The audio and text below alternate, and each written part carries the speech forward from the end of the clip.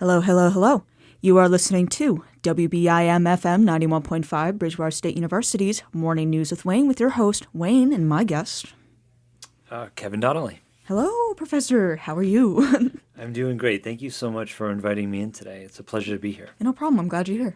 So, do you want to start off by introducing yourself, what you do, and maybe some of the political science department?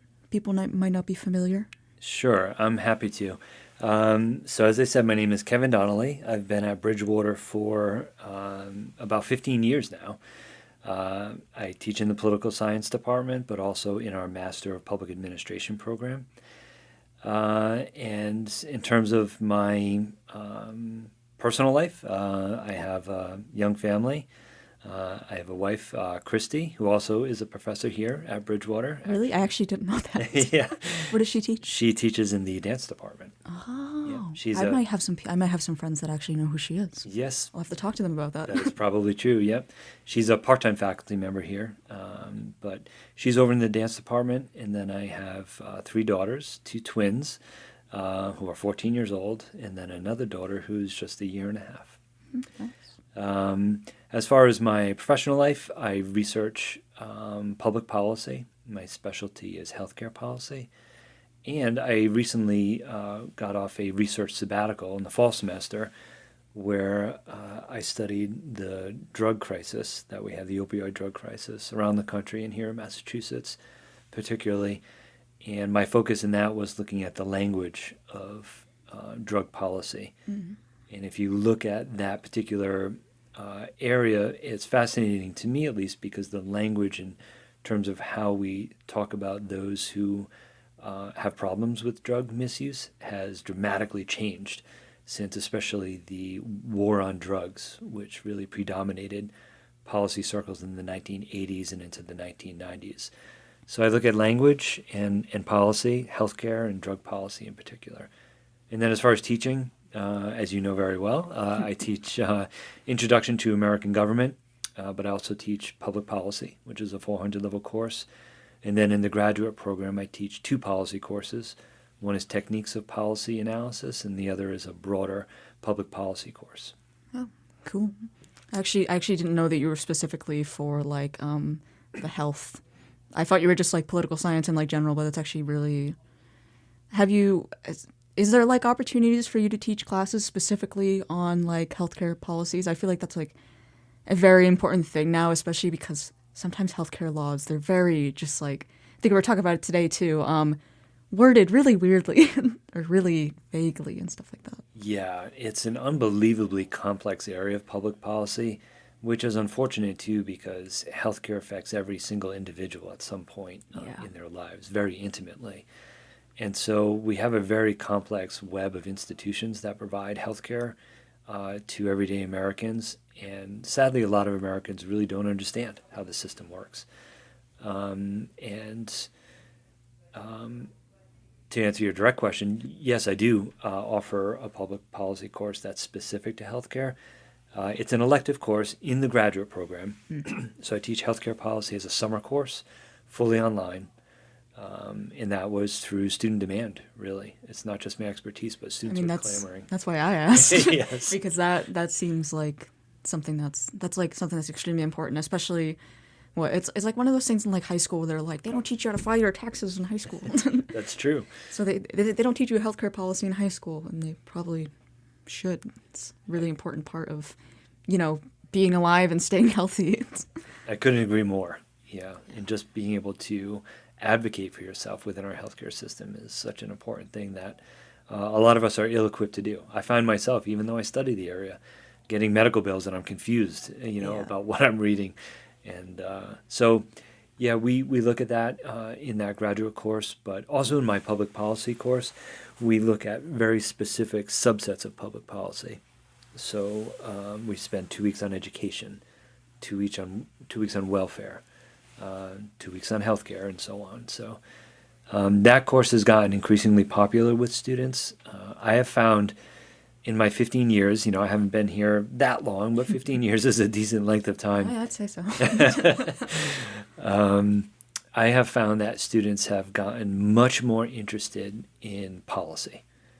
So the politics of the day, which we may end up talking about later, is probably an understatement to say that it's very divisive. Yeah. And a lot of students just don't really want to engage, and I don't blame them. Emotions are riding high. There's strong disagreement. Yeah. Oftentimes, disputes get personal.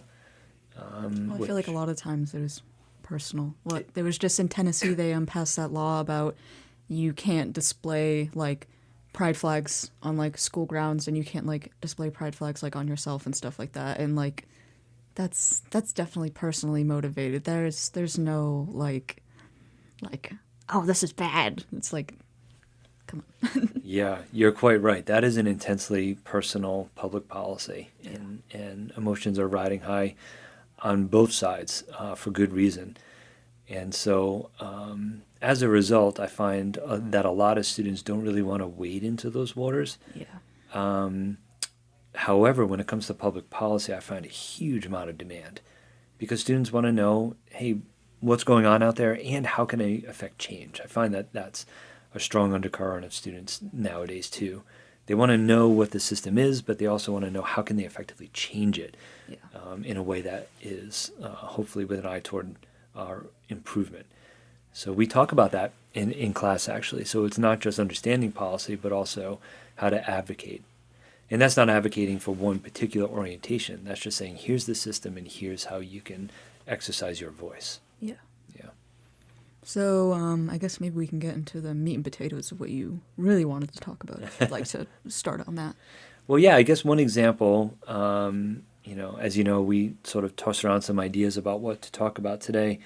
Probably the most prominent thing happening now in politics is the presidential primaries. Yay, Super Tuesday on Yeah, Tuesday. coming right up, right? Coming And right up. Massachusetts is a participant, as you know. So And I'm terrified. Like honestly, what I was talking with the professor before our class, and I was telling her, I'm like, I don't know who to vote for. yeah, Everything's like so crazy. It's like I have no idea of who to vote for and what to do. I'm terrified. yeah. You're not the only student who's expressed that to me in the last few weeks. I've had more than one student say that they're either just feeling confused or disaffected. Yeah. Meaning they just don't want to be part of the process. I'm going to make myself be a part of it. I mean, I have to. That's kind of like my political duty. Yeah. Show up to court dates, jury duty, and a vote. And vote. Yes. Well, I agree with you. I think it's our civic duty to engage in the process, but I can also understand why some students or younger people, and anybody, not just younger people, why anyone might feel that they just don't want to engage because things are just so divisive at this point in time. Yeah. But so since you mentioned it, Super Tuesday's coming up, and Massachusetts is part of that. Massachusetts, along with other states, have what's called an open primary. And so you probably know this, but an open primary basically just means that you don't have to be a registered Democrat or Republican to participate in the process. Yeah. Which is one of the reasons, among others, why Massachusetts has one of the highest rates, if not the highest rate of independence in the country. Part of that is because our primary process allows independents to pick if they want to participate in the Democratic primary or the Republican primary. And so you have a choice. And that choice is meaningful because there are a lot of independents that might vote Republican or Democrat. And so they'll pick which primary they feel that their vote might be more influential in. I was going to say, why is that not the norm for other states? I don't really know why states may choose one path or the other, but I think historically political parties want their members voting in their primary. That makes sense. Yeah, and so allowing independents is basically opening up the door a little bit. It's not a fully open primary, so declared Democrats can't vote in the Republican primary and vice versa. You'd have to unaffiliate, then declare, then participate. And that's pretty cumbersome. Most people aren't going to do that. There has been fear over time, although I don't think it's ever really materialized in a significant way, that let's say members of one party might jump into the other party's primary and support, let's say, a weaker candidate in order to, in essence, sabotage that party's main candidate. Yeah. So I think that's, I guess, the argument in favor of having a closed primary, where you say, hey, we're Democrats or we're Republicans and we're picking our presidential candidate, and so we should do that as a party and not necessarily welcome in people who don't affiliate with our political party. But independence is a different story. Those are people who say, hey, I'm not a registered Democrat or a registered Republican. I'm an independent, and I get to choose. Now, you can't pick both. Yeah. You have to pick one or the other. And so that's a calculation. That's a limiting factor, too, because if you say, hey, I want to vote in the Republican primary, you're also kind of forfeiting your opportunity to participate in the Democratic primary. Don't you find that just this is just like a little weird question. Don't you find that like weird that because the point of the parties is not necessarily like I'm a part of this club or I'm a part of this club. It's that I share the views that this party represents. Like I feel like that like being a Republican or a Democrat doesn't have to limit like who you vote for. It's just whoever shares your views. Like what if like you're a Democrat and a Republican happens to share your views? It's weird that you have to like unaffiliate and then become a Republican. It's like it's a weird like I don't know. Do you see how it's weird? Yeah, I get what you're saying. Yeah, you're sort of declaring, if you're in this camp, then you agree with all of the policies associated with this camp, which means you have to oppose all the policies of the other camp. The reality is that's not really how it goes. There are many declared Democrats that maybe agree with Republicans on many issues and vice versa. So it does sort of arbitrarily divide, our electorate into these two camps. And as we become more partisan, and there is data to show that even the voting records of congressional leaders are more along party lines than in previous generations. As we become more partisan as a nation, it does seem that Democrats are less willing to support ideas that Republicans have, even if they might agree with it, and vice versa. Republicans might just oppose what Democrats are offering, not because it's a terrible idea or they don't agree, but because it's, sort of the opposition raising an idea. Because they're Democrats. Not everybody, of course, feels I that know. way, and people, I think, are still willing and eager to find middle ground. Yeah. But that polarization of politics has become more common. And I think actually most Americans are frustrated by that. I know I'm frustrated about it. It's like, why can't we just get along? Yeah. There's room for compromise on so many issues. And so I tend to agree. I mean, my personal orientation, which I know I've shared with our class, is one of more practicality. Maybe because I study public policy. Yeah. I tend to understand the points of view of both sides and favor practical solutions with some evidence to support it, being a policy analyst. So I actually, when I look out at the political landscape, see broad opportunities for consensus. And I'm hopeful we will move in that direction before long. Hopeful, very hopeful. Please, can we move in that direction? Yeah, I think we will in time. There is an ebb and flow to American politics like any other society, but we do happen to be at this point in time in a very divisive time period. I was just reading this morning an article which kind of reminded me of what we were talking about a little earlier on sabotaging votes. It was how a majority of Arab American people are looking to either sign like uncommitted on their ballots coming up to show President Biden that he needs to do more for the current genocide happening in the Gaza Strip. And also what someone in one of my classes earlier was saying, like, oh, you can like sign up and like get a Republican ballot and then write something dumb on it. And I'm like, please don't do that. Yeah, I'm glad that you raised that. That is getting a lot of attention today, the uncommitted vote within the Democratic primary. And I don't know if it's particularly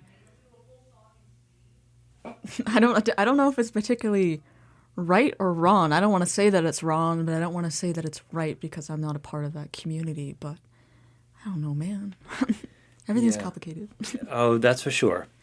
And I think you articulated it well. It's basically a protest vote to send a message to President Biden that there's a feeling within that community, strong one, that they disagree with his policy towards the war that's currently going on, you know, between Hamas and Israel. And I think what most people are thinking now or wondering is whether or not that, I'm doing air quotes, protest vote will in fact translate to an opposition vote come time for the general election. Yeah. So people are trying to determine, I think there's roughly 100,000 or so. There's a lot. It was quite a lot. It was a I strong, was reading all the numbers today. There's, yeah, like, the numbers for like different states that are like the most like populated with Arab Americans. But I think they were talking about it was the town of Dearborn in I forget where it was, but it's like 70 or like 50% like Arab Americans is like the biggest like by state like percentage. yes, you're right about that. And so there was a very strong movement that's been building for some time. It wasn't Yeah. just an ad hoc thing. And so it was well planned, and it's getting attention. So if that's what the goal was, to draw more attention to their It's working. opposition, it's working. Thumbs up.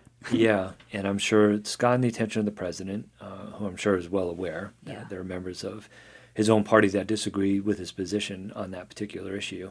Yeah. Now, is that going to translate into opposition to him in the general election when No, he's I running mean, against? unless he changes his ways before then maybe, hopefully, maybe. It's hard to tell. I mean, there's a variety of things that could transpire. The president could choose to alter his position.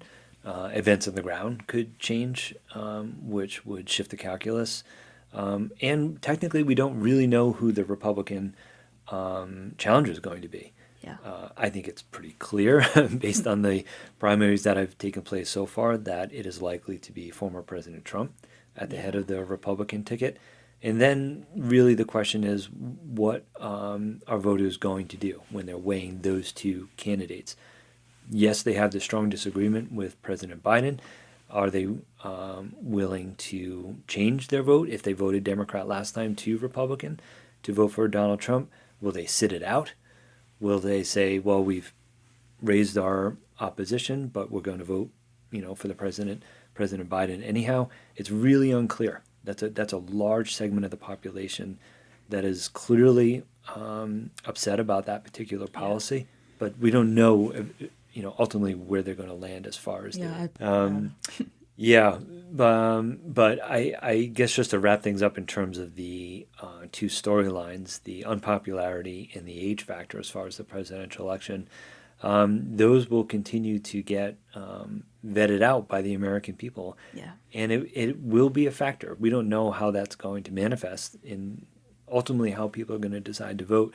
But it is interesting. It's not that age has never been a factor. When Ronald Reagan was running for president in the 1980s, that was brought up consistently too. So it's been around, but it's definitely gotten much more attention in the last several months than we've seen in a long time.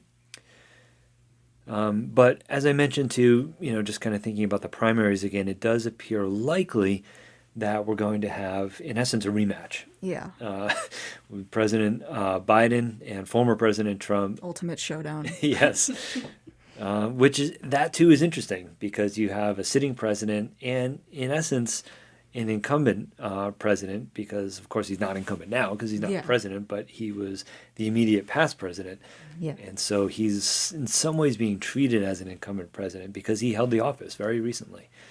And so that too is really unprecedented in American politics, that we're seeing two sort of, one incumbent and one quasi-incumbent president facing off in a rematch.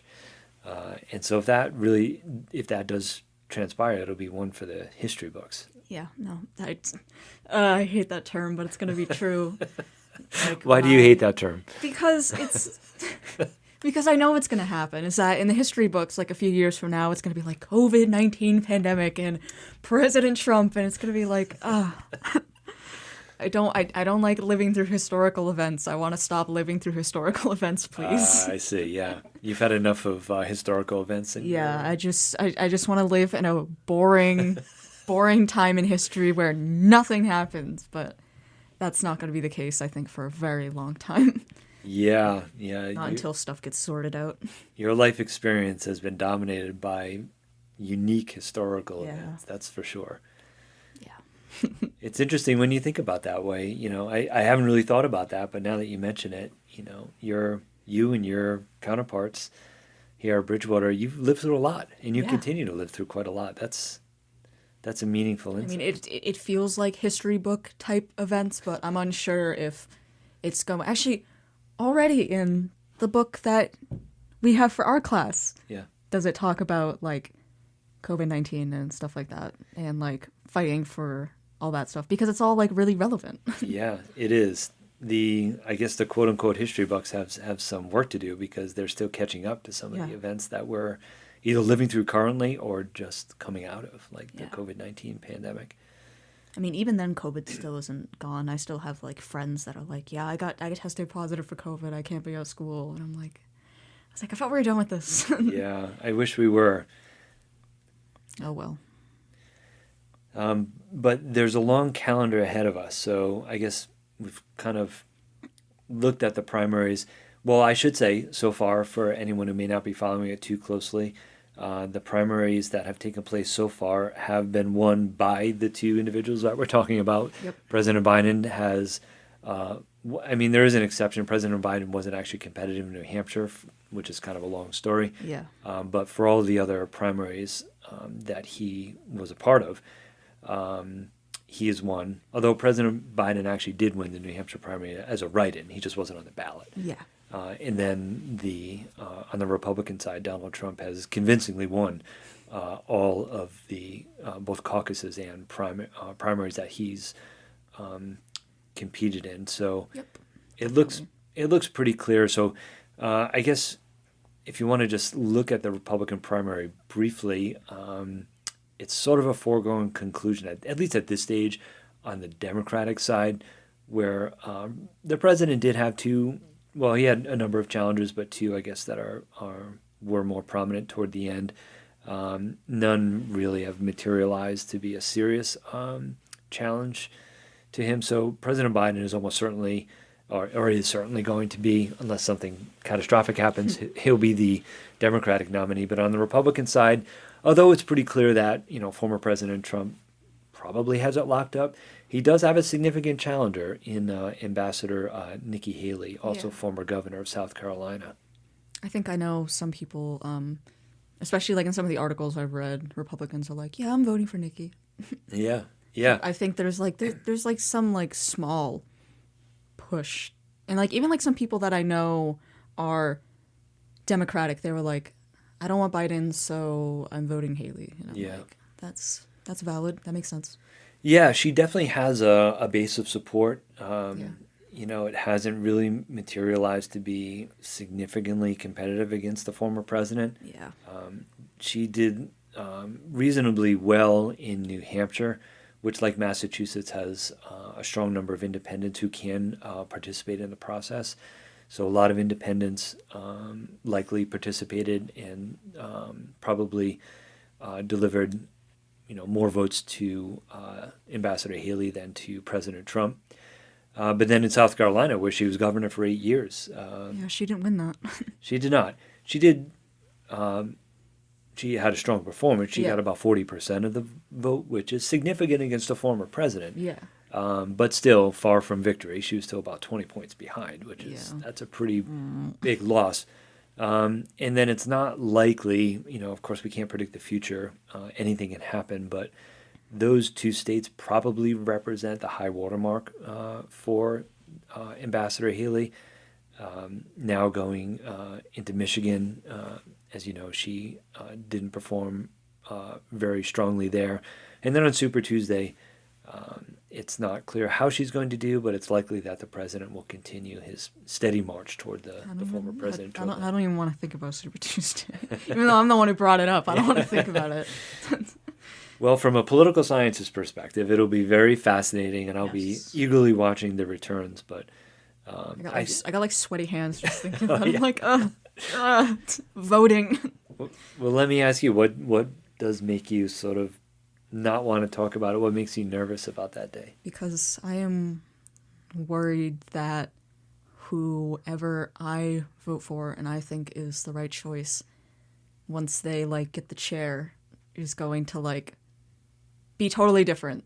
Then like that's always the thing is campaign promises. Is that you vote to someone because they have promises and then they don't fulfill those promises, and then you're like, oh, now this guy just like kind of sucks because he didn't do any of the things that I wanted him to do. So now I just felt like I put a guy who sucks as the president of the United States. Yeah. Doesn't feel good. Yeah, that's a common refrain. Yeah. Where I think, high hopes, especially when a president comes into office on a range of promises. Yeah. Almost immediately the president starts to lose support. But that's politics. It is. The president tends to get a grace period, in the first 100 days. That's kind of typically what political scientists and historians will look at as the period of time where the president has maximum grace Yeah. among the American people to say, okay, it's your turn. Let's see what you can do. And then after that point in time, even the most ardent supporters of that individual will get disappointed because the president starts taking positions and making decisions, and Yeah. promises maybe are not kept or unfulfilled. Or maybe he figures out that his promises actually can't be fulfilled ever. That is true too. The reality of politics, especially at the national level, is that the president needs to cooperate with Congress. Yep. And Congress doesn't always align with the president. Even when the president is the same party of both branches of Congress, there is often disagreement. So disappointment is part of the process, I think. Yeah. So I can understand why you have some trepidation around Super Tuesday. I don't think anyone likes being disappointed. It's always like oh man, oh shucks. Yeah. Well, it is an emotional process going in. You very, I think, nicely described your civic duty. Yes. And I'm glad you conceive of it that way. I do too. I kind of feel good, about myself when I go in and I vote, and I feel like I've done my part in our, democratic experiment. I've voiced my position and done my duty. But then that emotion of kind of pride in the process. Yeah, it goes away, and then you're like, oh, did I do the wrong thing? Wait, can I go back and I switch? Yeah, it can. There's a lot of mixed emotions around the voting process. It's high stakes, too. It's high stakes. This election in particular, although it seems like we say that with every election, that this is a pivotal turning point, and then, there's a lot at stake. I happen to think that is true in this election. You have two very, very different candidates who are running. It feels like everything's at stake right now. Yeah, it does kind of have that feeling to it. But as I mentioned, there are many months ahead. The primary process actually drags on for months and months, even when it appears that the two established candidates are probably decided upon. Many states will continue voting. Yeah. So we won't be done talking about the primaries after Super Tuesday. There's still many more states to go. But in reality, it'll be effectively over, again, unless something really unusual happens. What's most likely to happen is that we'll see a rematch between the former and current president of the United States. And time will tell. We just don't know. As you know, we're talking about polling in class. Yeah. It is very difficult. Complicated world of polling. It is very complicated, and people may wring their hands on both sides. How their candidate's being viewed? Is it favorable, unfavorable? What about this demographic or that demographic? How is the president or the former president polling? What about a head-to-head matchup? What about in the swing states? There are so many open questions. I'd say out of all like the polls I've gotten on my landline at home, none of them have been about like the president.